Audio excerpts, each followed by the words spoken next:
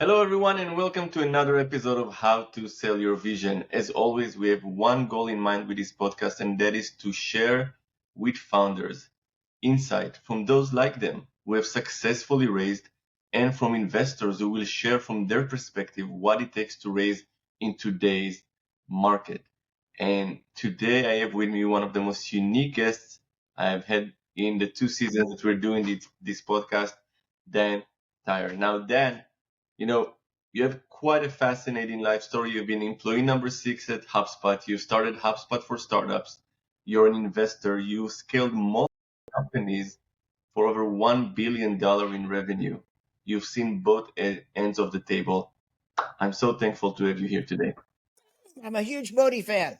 In Bergen County, New Jersey, right? Ask good questions, totally prepared, right? And you're right. I have a unique perspective because in 2012, I think it was, I started a program at HubSpot called HubSpot for Startups, right? And it's a funny story, but because we only have 20 minutes, I can't explain the entire story. But it was really founded by this guy, Jonathan Sullivan, right? Who, when I was running the small business division, we decided to have a special program for startups. And Dharmesh Shah, the co-founder of HubSpot, who is an incredible person, an incredible entrepreneur, an incredible man, right, was an angel investor. And I learned a lot talking to Dharmesh about how to make investments and how to help companies scale. And because HubSpot went from zero when I started to $2.4 billion in 17 years, and because of the HubSpot for Startups program, I got really good at helping founders understand the investment process of how you go ahead and raise capital to help run the company, right? And in fact, I used to say that job number one for all founders. Do you know what job number one is for all founders? What is that? I used to say it's to never run out of cash, right? Which, as you're helping companies scale, there are requirements, right, to make sure that you have enough capital so that you can pay your employees, so you can invest in a product, so that you can have the right infrastructure, so that you can have delighted customers, right? And that's not always easy, especially as you're growing very quickly. Right. The benefit of doing 6 startups in the last 46 years. My second startup, I was CEO and founder. And what I found is growing 100% a year had tremendous impact on capital requirements. And we had to raise a round and then bridge to profitability, which we did quite successfully. Today, in the modern world, it's a little bit different, right? But, right, you asked for one piece of advice for investors. How did you phrase the question? Yeah, so my question would be, if you'd run into a founder right now, he or she are on their way to pitch. Yeah. What would be the number one insight out of everything you know from your life experiences? Yeah. What would be the number one insight you'd like to share with them? Yeah. So number one, that's a great question. Number two, I've helped people prepare for a presentation hundreds of times, right? And when you pitch an accredited investor, what are they looking for in that presentation? Oh, you're asking me in return? I am. What are they looking for in the presentation? Well, I guess it depends on the stage, but they would like to visualize what it is that you're about to do. Exactly. They want, in a concise way, to understand a little bit about you, a little bit about the company, a little bit about the mission, and try to determine if you're going to be a good fit. Right. And so when you're pitching an accredited investor, right, the single most important component of that is getting them to talk. Right. And how many times have your founders been in pitches, in pitch competitions and things like that, where the founder stands up and drones on and on and on for 20 minutes. And by slide 3, oh my God, you're like, oh, you're kidding me. Really? Right. You got to ask me about the total addressable market of some stupid stuff that and there's a way in which you approach that presentation that's totally different. And that is, the single most important advice is you start with a question that gets everybody thinking, right? When was the last time you replaced your roof, right? When somebody stands up as a founder of a company, my name is Dan Tyre. I'm an advisor to Encoat, Advanced Materials Company. When was the last time you replaced your roof, right? Now, all of a sudden, everybody's like, ooh, I don't know. They're either saying yesterday, And then the follow-up question is, how did that go?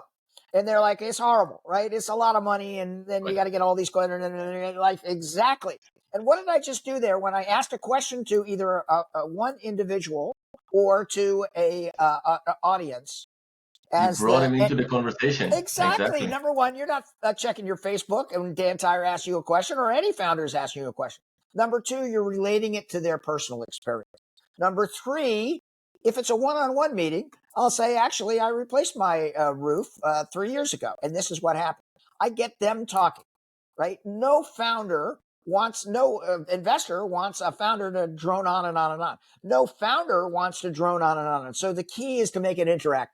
And the key is to, number one, you start with a good and effective question. If people in the audience don't go, Moti, that's a good question, then you didn't ask the right question, right? Exactly. And there's some thought about it. Now, if you've got a deck and you're walking through it, right? And every slide, you ask a question, right? You go to the first slide, which is the name of the company. That's why we started this company, right? And this is what it's all about.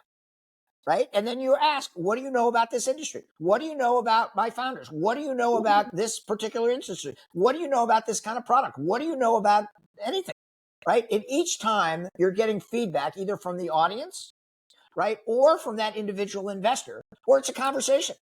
First of all, then I can talk about things in northern New Jersey in your case, and all of a sudden, we establish that commonality. Second of all, I learn as much about what your interest is as I am. Third of all, you're part of the conversation. It's not just a one-way, blah, blah, blah, blah, blah, blah. It's like, okay, now we're having a conversation. I can understand all these personality characteristics. I can get feedback and insight. I can get help, right, with understanding that they may say, okay, it's not a good fit for me, but you know what? There may be somebody else that I know that can help you with that.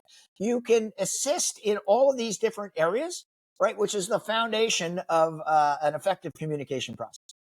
It's interesting. You know what? I love what you're saying, and I love the way you're saying it. I always argued that a good pitch is not supposed to answer all the questions, it's supposed to make the audience ask questions. All right. Well, I should interview you on the podcast because that's just flat out wisdom. The goal isn't to drone on and on. The goal is to have a conversation to explore fit. And to have a conversation, right, you have to ask the right questions. And as we've already said, if you don't get the right response, then you didn't ask the right question. So you take a little bit of time and preparation. You learn a little bit about who you're pitching. If you come into a Dan Tyre investment meeting and you don't know who I am, what I did, all the great stuff that you talked about me at the beginning. By the way, I should bring you on the road. That was a very nice overview of Dan Tyre's background and experience. And you're not prepared, right? You're trying to get a investment from this particular interaction. Or if you're not going to get an investment, what you want is an introduction to other potential accredited investors that may broaden the awareness, that may move people to potentially make an investment, right? To help people find the right employees that you can hire so that you can scale the business. And all of that, a good investment pitch, right? A good elevator pitch, a good deck where you're making it interactive will change everything, especially if you're a technical founder and or a woman founder where you're already stacked a little bit against you for reasons, subconscious reasons. And you want to make sure that very smart and knowledgeable people, they love to hear themselves talk. This podcast is a perfect 100%. Example of that. I know. And every time the more I say, right, the smarter you sound. Right. And I'm like, I like this guy, Moti. He asks really good questions, which you do. Right. And it's a real fun way. And right. That's why it's figure out the opening question. Right. Then figure out the question on every slide. And then, number one, you're going to go through more quickly. If they already understand that total addressable market, you don't have to spend any time on it. And guess what? You got a piece of data that says, all right, now I know how to navigate the total addressable market. When you get to the end and you're like, okay, any other questions? They're going, because they're smart people, they'll either ask very insightful questions or they'll ask dopey questions, right? In which case you'll be like, okay, I've heard that 5 million times. That's not particularly extraordinary. Maybe this isn't the person that I thought. I love the way you're phrasing it. The more I speak, the smarter you sound. That's brilliant. So we get into the room, and I think a lot of this, the things you're speaking about are happening because of the pressure founders have on their Of shoulders because course, they see the end goal. We of need course, money. And of because they course. think we need money, they think they have to dump everything to make you say yes. But the Exactly. purpose, and I see it like a sales meeting. You know what? The purpose of the first meeting is not to get the investors to say yes, because they're not going to say yes in the first meeting. They're not going to write a check. It's for them to say maybe. You know what? Let's continue the conversation. All right, Moti, very insightful. Number one, right? Like the goal of an investment meeting is exactly that. It should be a conversation, right? And no one wants to hear somebody just drone on. The goal is to educate, to become aware, to understand a little bit about where they're coming from. And it's a learning experience for both of them. The reason entrepreneurs do that is they've never had to listen to your podcast, right? From here Right. on out, if you ever go into a presentation, you have an opening question, right? It's your own damn fault. They're not experienced. They think exactly what you said. They got to dump all that stuff. And that's not what I want. I'm a smart guy. I've helped people raise $80 million over the last 10 years. And I know about a lot of different things, especially in the SaaS tech space, industrial and advanced materials, and in med tech.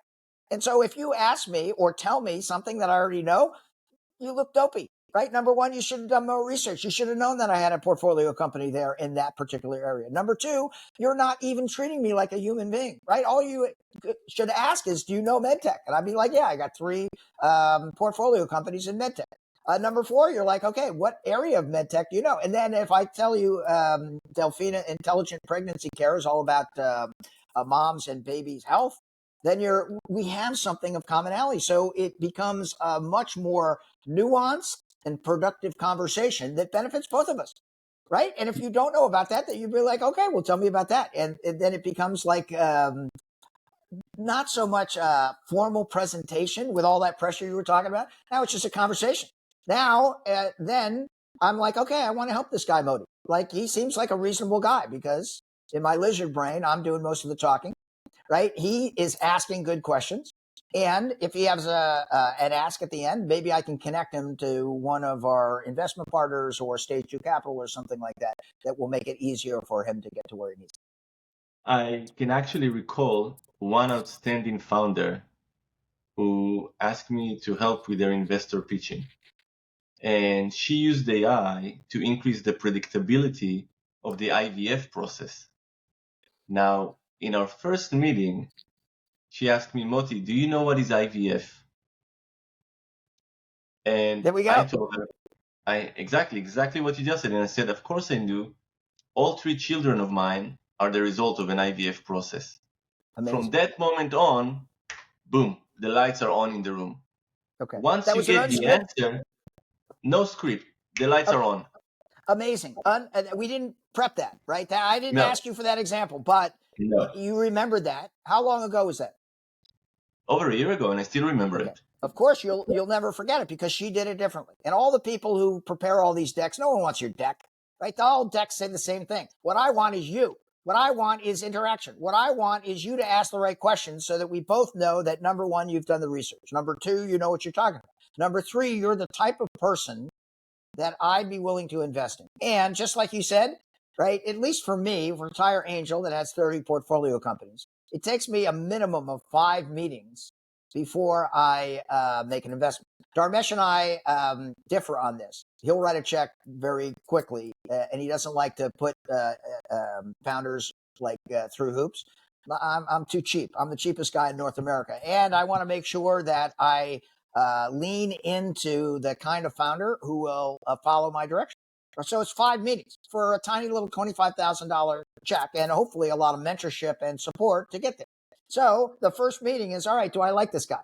Right. Number Right. 2, can I stand working with him? Number 3, does he seem open to my ideas of how I've helped scale hundreds of companies to achieve a level of success?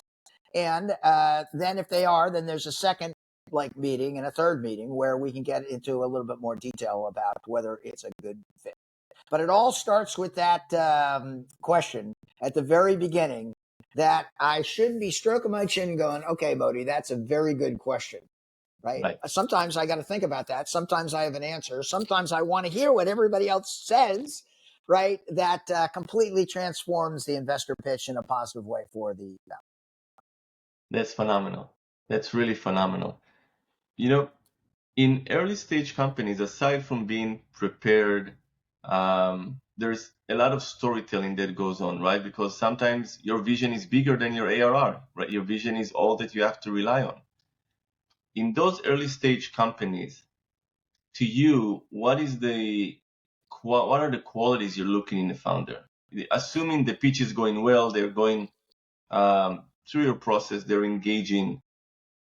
What makes you Yeah. click? Yeah. So I follow the 7 T's before I make an investment. The first one and most important for me is the team, right? I have limited time. I want to spend time with people who are smart, thoughtful, socially responsible, and want to get stuff done, right? If you want to like pontificate and do a scientific like application, deep tech, not that kind of investor. I like to like have activity. I'm a growth guy, right? Yeah, And so that team is a level of smarts, either street smarts or book smarts, but also grit, right? We talked a little bit about this in the briefing meeting. I've never seen a business plan, right, or a business traction follow the business plan. There's always something different. Always, sometimes everything is different, right? So you write this beautiful plan. It used to be 30 pages. Now it's 3 pages. And then you follow that plan and you're like, get your first 10 customers. And you're like, okay, the value we're providing is completely different than what I thought, which you wouldn't have known unless you got your first 10 customers. Right. right, So the first thing I look for is that person that I can trust, that is smart, that will can pivot. It can take new information and then like push through. Right. The ability to survive. Right. All those different ups and downs, especially in 2025. Right. Difficult economic environment, political environment, AI age, all these things, right? It's more complex and it's harder to scale a business than ever before.